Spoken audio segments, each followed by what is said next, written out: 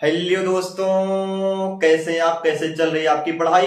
मैं महेंद्र पाठसारथी आपका अपने इस चैनल के माध्यम दोस्तों स्वागत करता हूं। दोस्तों, आज मैं अपने इस क्लास के माध्यम से आप लोगों को पढ़ाना चाहूंगा कुछ फार्मूले के बारे में, क्योंकि मुझे कल से आप लोगों के बीच में न्यूमेरिकल बताना है। तो सबसे पहले काम, फार्मूला पढ़ने से पहले हम लोग और आप जानेंगे कि किसी भी पद्धति को मीटर को सेंटीमीटर, सेंटीमीटर को मीटर, डेकामीटर में कैसे बदलें और कैसे क्या करें। तो ध्यान दीजिएगा दोस्तों, एक आपको मैं ट्रिक बताता हूं कि मिली, इस ट्रिक को याद करिएगा, मिली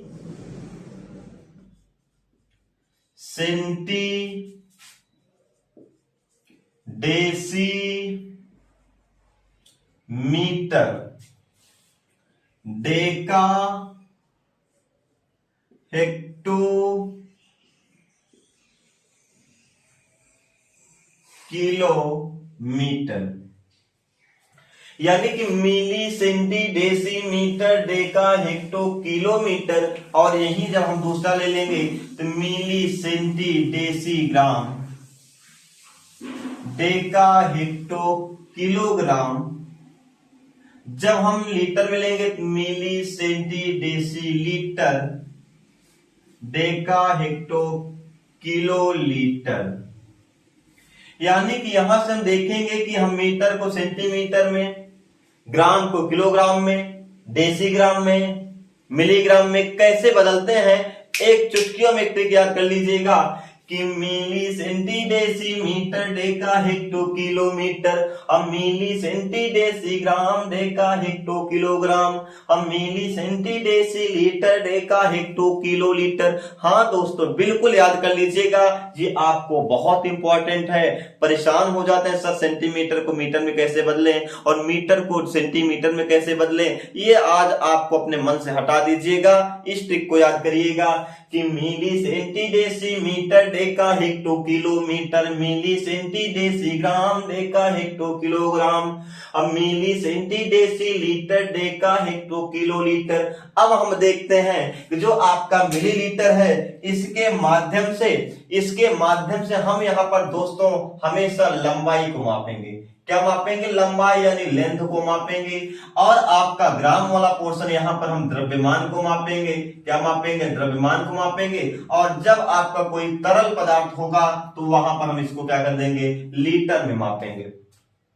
अब कैसे, क्या कंडीशन है और कैसे मैं इसका यूज करूं, ये बात को विशेष ध्यान देना दोस्तों। देखिएगा, अगर मैं इधर से इस साइड में जीरो को बढ़ाता जाऊंगा तो जो आपकी पावर होगी प्लस होगी। याद कर लिए, सिस्टम पहला यह है। और अगर हम मिली सेंटी से इधर की ओर आएंगे तो जो आपका पावर होगा निगेटिव होगा।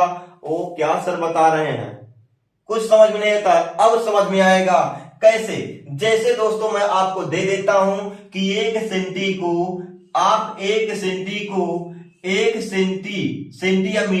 सेंटीमीटर को आपको बदलना है डेका में। 1 सेंटीमीटर में कितना डेका होता है तो कैसे पता करेंगे?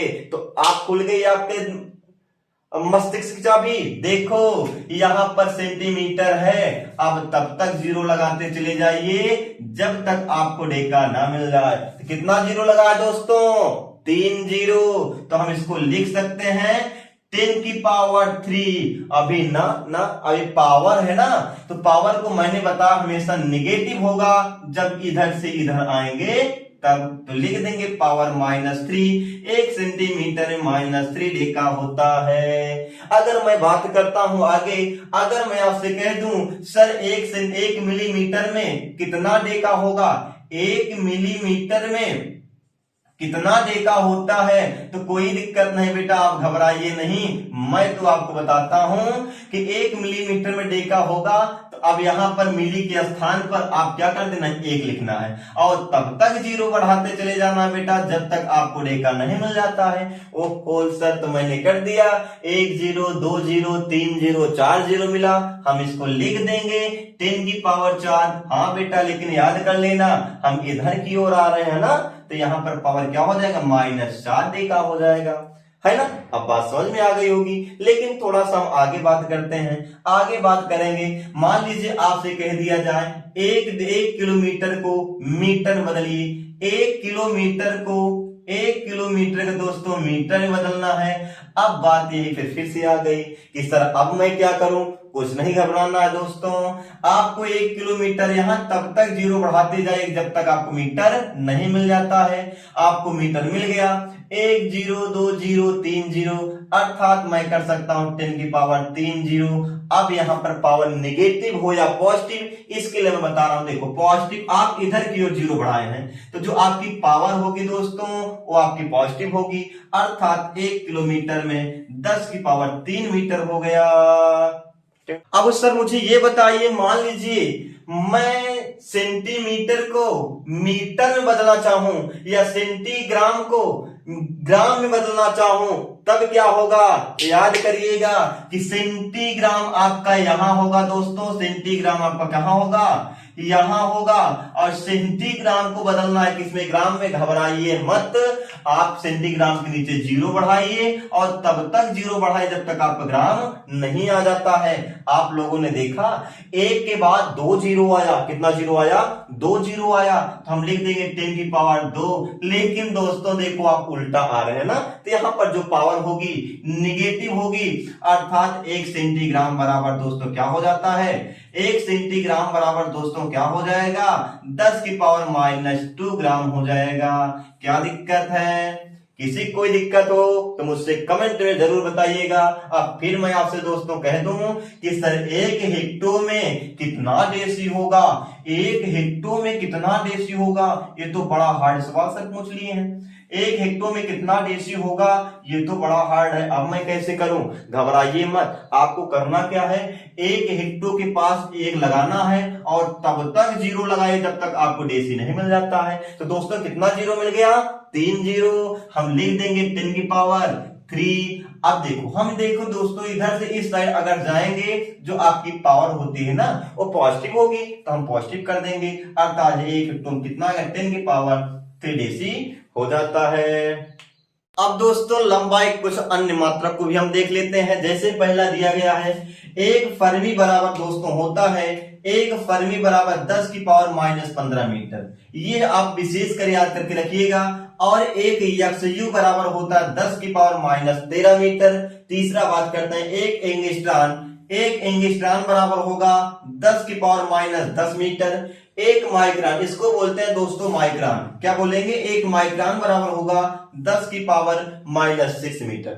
और अगर हम बात करते हैं 1 AU का जो बराबर होता है वह होगा 1.496 गुणे 10 की पावर 11 मीटर। और अगर हम बात करते हैं कुछ बड़े मात्रकों की, तो यहां पर हमेशा जो एक प्रकाश वर्ष है, एक प्रकाश इसका सर्कट रियल वाई होगा, इसका जो मान होगा वह 9.46 10 की पावर -15 मीटर होगा। और एक पारसेक का जो मान होगा दोस्तों पीसी का 3 × 3.08 10 की पावर 16 मीटर 3.26 प्रकाश वर्ष होगा। यहां पर याद करके रखिएगा, फर्मी को आप विशेष कर याद कर लीजिए दोस्तों, एंगस्ट्रॉन को विशेष कर याद कर लीजिएगा, 1 माइक्रोन को याद कर लीजिएगा, और यहां पर पारसेक के साथ साथ प्रकाश वर्ष को याद कर लीजिएगा। लेकिन दोस्तों एक बात मैं आज आपसे बताना चाहूंगा कि जो भी स्टूडेंट है मेरे, अगर जो सबसे पहले मुझे यक्षयु और एयू का फुल फॉर्म बता देगा, यक्षयु और एयू का फुल फॉर्म देखते हैं सब लोग, कमेंट करिएगा। और जो सबसे पहले कमेंट करेगा उसका नाम मैं कल अपने चैनल के माध्यम से ऐड करूंगा और उसके फोटो के साथ। तो दोस्तों जल्दी जल्दी कमेंट करिएगा और बताइएगा कि सबसे पहले आपका जो नाम, कौन कौन आपको यक्षयु और एयू का फुल फॉर्म बता रहा है, और फटाफट बताइएगा। इसके दोस्तों अब द्रव्यमान के मात्रक कुछ आपके दिए गए हैं। जैसे द्रव्यमान के लिए सबसे पहला जो मात्रक है चंद्रशेखर सीमा, जो कि जिसका शॉर्टकट नाम होता है CSL। इसका अगर द्रव्यमान में बात करते हैं 2.8 × 10 की पावर 30 किलोग्राम इसका मान होगा। 1 मीट्रिक टन बराबर होगा 10 के पावर 3 किलोग्राम। हम इसको लिख सकते हैं 10 × 10 की पावर 2, यानी कि 10 कुंटल के बराबर आपका 1 मीट्रिक टन होता है। और 1 कुंटल में आपका दोस्तों यानी कि 10 की पावर 2 यानी कि 100 किलोग्राम बराबर होता है 1 कुंटल। और 1 स्लग की बात करते हैं, एक स्लग बराबर होता है 14.59 किलोग्राम। एक पाउंड का जो मान होगा दोस्तों वह 0.4536 किलोग्राम होगा। और एक एएमयू जिसको हम बोलते हैं परमाणु द्रव्यमान इकाई यानी कि एटॉमिक मास यूनिट, इसका जो मान होगा वह होता है 1.67 इंटू 10⁻⁻27 यानी 2×7। इसका पूरा नाम परमाणु द्रव्यमान इकाई या एटॉमिक मास यूनिट होता है। दोस्तों हम समय की मात्रा को देखेंगे। समय का जो सबसे पहला मात्रक आपका होता है सेक।